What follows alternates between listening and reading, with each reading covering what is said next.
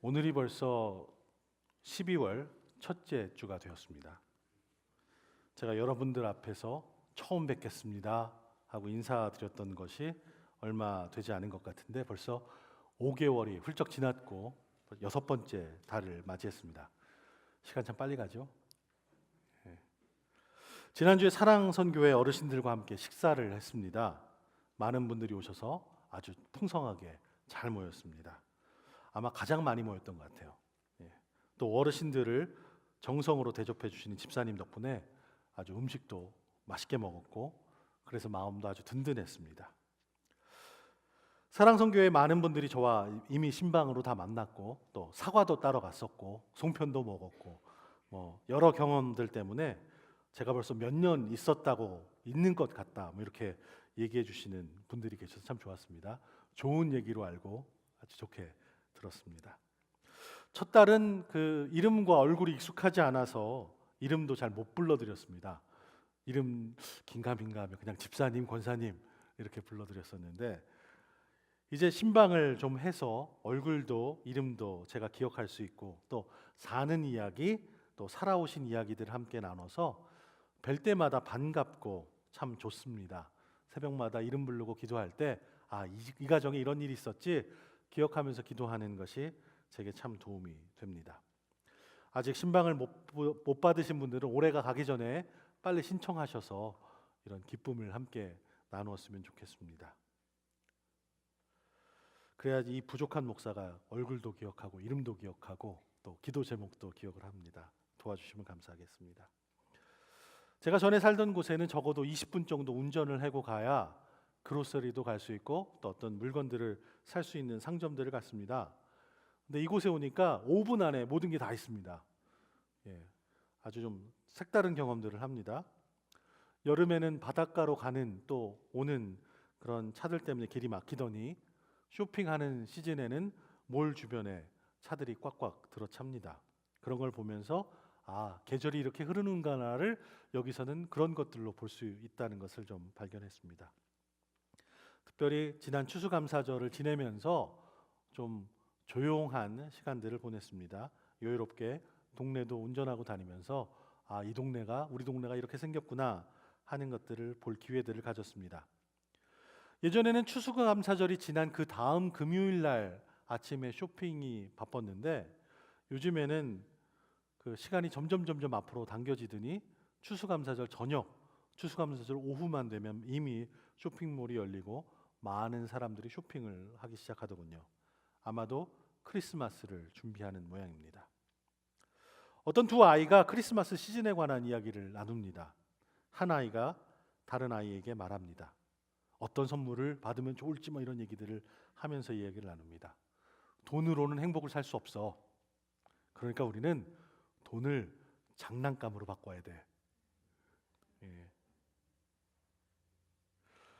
아마 많은 사람들이 쇼핑몰에 가득한 것은 돈이 행복을 가져다 주지 못하기 때문에 그 돈으로 다른 물건들을 좀 바꾸려고 온 것들이 아닌가 그런 생각들을 해봅니다.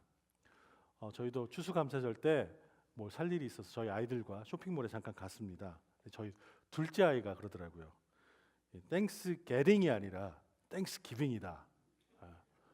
아주 심오한 얘기죠. 어떻게 게링 하는 거에 감사를 드리는 게 아니라 기빙 하는 거에 대해 감사를 드려야 된다. 이런 얘기를 한 것은 본인이 원하는 게임기를 사고 난 이후였습니다. 여러분 한번 상상해 보시기 바랍니다. 여러분이 생일날이 다가옵니다. 사람들이 열심히 카드를 삽니다. 그리고 좋은 선물을 삽니다. 포장을 잘 했어요. 근데 막상 생일을 당한 여러분께는 주지 않고 서로 카드를 나눠 갖고요. 서로 선물을 주고 받습니다. 그런다면 여러분의 기분은 어떻겠습니까? 불쾌하셔서 대답도 안 하시네요. 크리스마스는 우리의 생일이 아닙니다.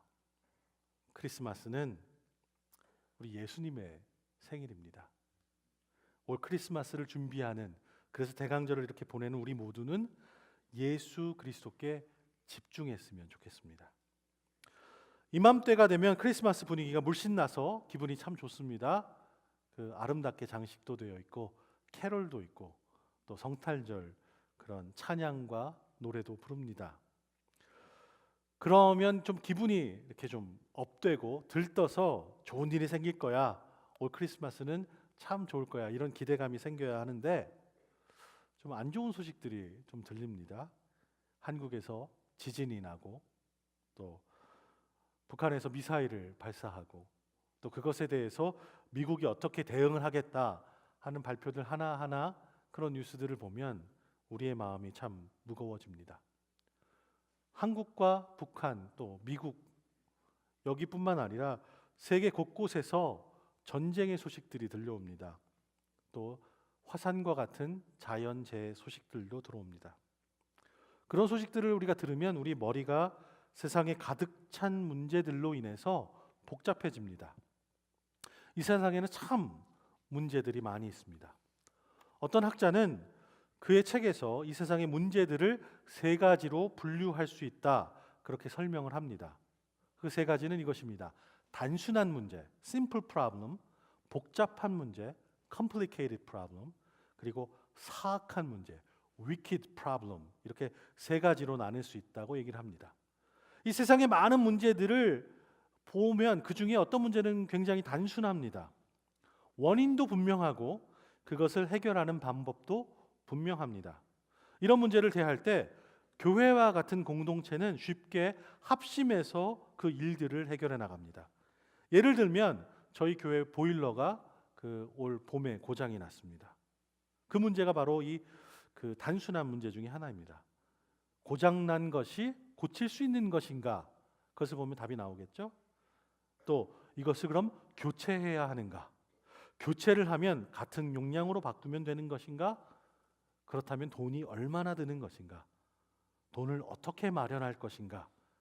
이런 각각 질문들을 해보면 조금씩은 다르지만 큰 틀에서 보면 모두 원인과 방법의 그 해결 방법에 대해서 다들 동의를 합니다.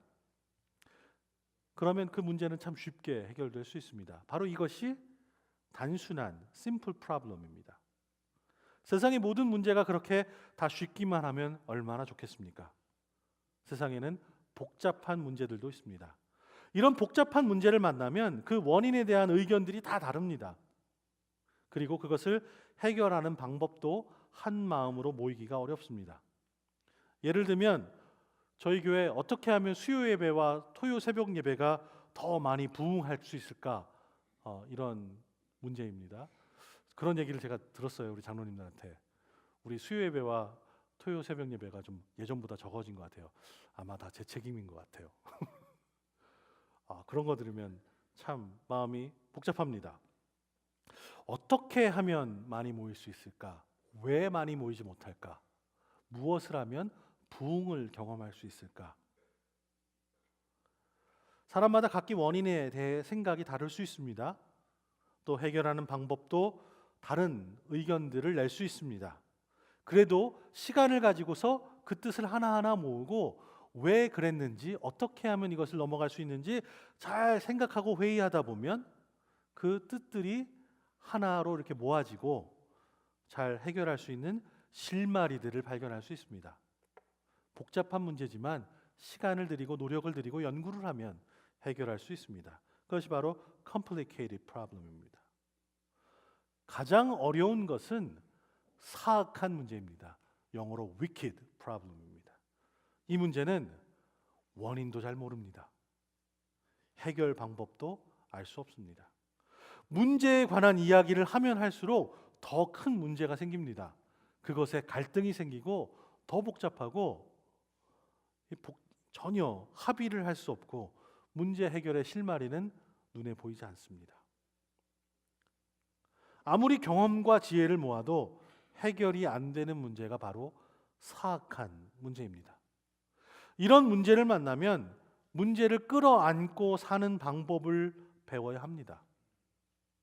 인간의 방법으로 전혀 해결이 되지 않으니 우리보다 더 뛰어나신 하나님의 도우심을 구해야 하는 그런 수밖에 없습니다. 이사야 선지자 시절 이스라엘 백성들은 하나님께서 허락해 주신 약속의 땅에서 멀리 떠날 수밖에 없는 그런 상황이 되었습니다.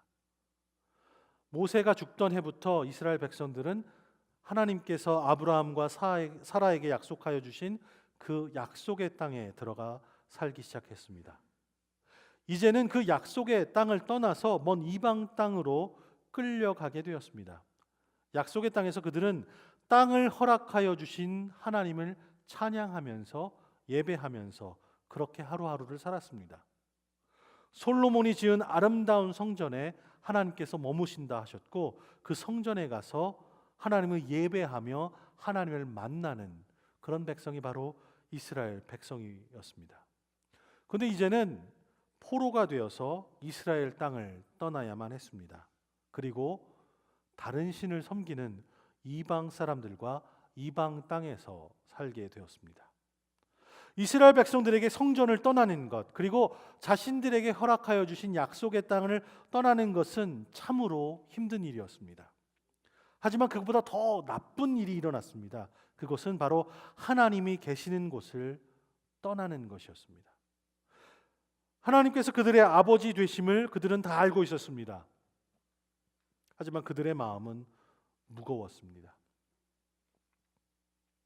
하나님께, 하늘 아버지께 등을 돌리고 돌아서서 떠나가는 그들의 발걸음은 무거웠습니다.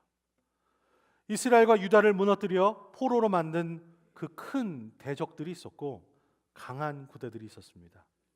그리고 그들을 포로로 삼아서 약속의 땅을 떠나게 한 그들이 있었습니다.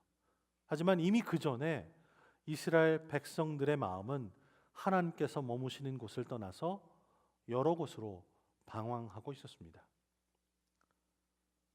시대를 거쳐 사람들은 이스라엘 시대 이후 별로 달라진 것이 없습니다. 오늘을 살아가는 많은 사람들도 각각의 이유로 약속의 땅에서 떨어져서 포로 생활을 하고 있습니다. 그들의 전통으로부터 멀어졌습니다. 이스라엘 백성들처럼 이 세상을 지배하는 악한 세력들이 하나님의 자녀들을 약속의 땅에서 끌어내어서 먼 곳으로 흩어지게 하고 있었습니다. 그리고 그런 시절을 우리가 지금 살아가고 있습니다. 우리가 살아가는 이 세대는 마음이 굳게 굳어버린 세대입니다. 우리가 어떻게 서로 사랑하면서 살아갈 수 있는지 가르쳐 줄 수 있는 유일하신 하나님을 떠나서 살아가고 있기 때문에 우리 안에 참된 사랑이 없어졌습니다. 그 결과 우리는 영적으로, 감정적으로 고립되어서 고통 속에 살아가고 있습니다. 바로 이것이 오늘을 살아가고 있는 우리 인간들의 조건입니다. 우리 인간은 하나님의 그 아름다운 사랑과 은혜로부터 분리되어서 고통을 당하면서 살아갑니다. 죄된 모습이 너무나도 당연한 모습으로 이 세대를 살아갑니다. 사랑이신 하나님으로부터 떨어져 살아가고 있기 때문에 서로를 섬기고 도와주는 것이 당연한데도 그것이 큰 일이 되어버렸습니다. 그리고 서로를 넘어뜨리고 서로를 밟고 올라서는 일이 너무나 당연한 그런 세대가 되어버렸습니다. 결과적으로 우리 안에 죄가 가득합니다. 다른 이들을 억압하는 것이 당연하게 여겨졌습니다. 마음이 굳어버렸기 때문에 하나님께서 머무시는 곳을 피해서 이곳으로 저곳으로 방황을 하는 것이 바로 오늘 우리 시대를 살아가고 있는 사람들의 모습입니다. 이스라엘 백성들처럼 약속을 잊고 사랑을 떠나서 낯선 땅에서 포로가 되어서 살아갑니다. 하나님을 모시는 성전이 무너져 버렸고 우리의 마음도 무너져서 메말라 버렸습니다. 이런 딜레마에서 빠져나올 방법이 전혀 없어 보입니다. 하지만 이사야 선지자는 답을 하나 가지고 있었습니다. 광야에서 하나님을 경험한 것처럼 이스라엘 백성들은 다시 하나님을 경험해야만 했습니다. 모세가 시내산에서 하나님과 얼굴을 마주했던 것처럼 이스라엘 백성들도 하나님을 만나야 하는 것을 이사야 선지자는 알고 있었습니다. 그들에게 필요한 것은 약속의 땅을 회복하고 무너진 성전을 되돌리는 것보다 더 큰 것이 필요했습니다. 그들에게 꼭 필요한 것은 전능하신 하나님의 옷자락을 붙들 만큼 하나님께 가까이 다가가는 일이었습니다. 누군가 나를 아끼고 사랑한다는 것을 아는 것과 그렇게 나를 사랑하여 주고 아껴주는 사람을 직접 만나서 교제를 하고 손을 붙들고 포옹을 하고 식사를 하는 것은 전혀 다른 일입니다. 그들은 전능하신 하나님을 삶에서 만나는 경험이 필요했습니다. 마치 하나님을 만나서 악수를 하고 그분의 음성을 직접 듣고 차 한 잔을 나누는 실제적인 경험이 그들에게 필요했습니다. 이런 일들은 주일 아침 듣는 설교만으로는 경험할 수 없습니다. 세상에서 가장 유명하고 능력 있다고 하는 유명한 목사님들을 다 불러 모아서 이곳에서 함께 기도하고 예배하고 찬양하고 설교한다고 해도 그렇게 실제적으로 하나님을 만나고 하나님의 손을 붙들고 하나님과 함께 동행하는 것을 경험하는 일은 참 어려운 일입니다. 이사야 선지자도 참 훌륭하고 능력 있는 설교자였습니다. 하지만 이사야도 그 자신도 그렇게 할 수 없다는 것을 알고 있었습니다. 이런 일은 오직 하나님께서만 감당하실 수 있는 그런 일이었습니다. 그래서 이사야는 기도했습니다. 그의 진심을 다해서 그의 존재를 다해서 하나님 앞에 무릎 꿇고 기도했습니다. 이사야는 하나님께서 자신의 기도를 들어주신다는 그 강한 믿음을 붙들고 기도했습니다. 오늘 본문은 이렇게 얘기합니다. 주께서 하늘을 손으로 찢으시고 내려오시면 산들이 주 앞에서 벌벌 떨 것입니다. 불이 나뭇가지를 활활 살라버리듯이 불이 물을 펄펄 끓게 하듯이 내려오셔서 주의 원수들에게 주의 이름을 알리시고 저 나라들이 주 앞에서 떨게 해 주십시오. 아주 참 강한 기도죠. 하나님께서 이 이사야의 기도를 들으셨을까요? 예. 하나님께서 이 이사야 선지자의 기도를 들으셨습니다. 그리고 응답하셨습니다. 하나님께서 능력의 손으로 하늘을 여셨습니다. 오늘 우리가 읽은 성경에 보면 주는 하늘을 가르고라고 나와 있는데 원문에 보면 어떤 뜻이냐면 하나님께서 그 능력의 손으로 하늘을 찢으셨다 이렇게 나옵니다. 하늘에 천군과 천사들이 내려와서 우리와 같은 보통 사람들이 다 볼 수 있게 하나님이 내려오셨습니다. 그리고 그 하나님의 말씀이 사람들과 함께 거하셨습니다. 그리고 그 일이 실제적으로 일어났습니다. 너무도 실제적인 일이라 마리아가 하나님의 말씀을 품에 안았습니다. 육신이 되어 오신 말씀은 마리아 품에서 작은 아기의 울음으로 시작되었습니다. 하지만 그 구유에 머물지 않고 그 울음소리는 널리 퍼져서 세상 모든 곳에 퍼져나갔습니다. 그 여린 아기의 울음은 이 세상을 뒤덮는 전쟁과 미움의 잡음을 뚫고 온 세상 곳곳에 울려 퍼졌습니다. 하나님의 음성은 세상 곳곳에 울려 퍼졌고 많은 사람 마음속에 그 울림이 전달되었습니다. 하나님께서는 이사야의 기도를 들으셨습니다. 이스라엘 백성에게 구세주를 보내주셨습니다. 오늘을 살아가고 있는 우리에게도 이런 구세주가 필요합니다. 북한과 미국 그리고 세상을 위협하는 핵 전쟁의 위기입니다. 또 중동에서 여러 전쟁의 소식이 들리며 세계 3차 대전이 일어날 것 같다 하는 위기의 이때에 우리를 구원하여 주실 구세주가 필요합니다. 가까이 보면 부부 관계가 깨어지고 가족들이 흩어지고 서로를 듣지 않는 무너진 관계를 회복시켜 줄 구세주가 필요합니다. 우리 이민 사회를 살고 있는 많은 사람들이 신분 문제로 꿈을 펼치지 못하고 언제 이 나라에서 추방될지 몰라서 하루하루 늘 불안에 떨고 있습니다. 우리 이웃과 자녀들을 꼭 붙들어줄 구세주가 필요합니다. 우리는 우리 곁에 계시는 하나님을 경험해야 합니다. 우리는 무너지고 상처 입은 우리와 이 세계를 친히 만져주시며 다시 회복시켜 주시고 온전케 해주시는 하나님의 능력의 손길이 필요합니다. 우리는 어쩌면 이사야처럼 전심을 다해서 존재를 다해서 기도해야 합니다. 마리아와 요셉의 품에 안겼던 실제적인 예수 그리스도를 우리도 만나 그분의 손을 붙들어야 합니다. 그분의 품에 안겨야 합니다. 여러분이 이사야 선지자처럼 열심을 다해, 전심을 다해, 존재를 다해 기도한다면 저는 분명히 말할 수 있는 것이 하나 있습니다. 그것은 바로 하나님께서 우리 모두를, 여러분을 구원해 주신다는 것입니다.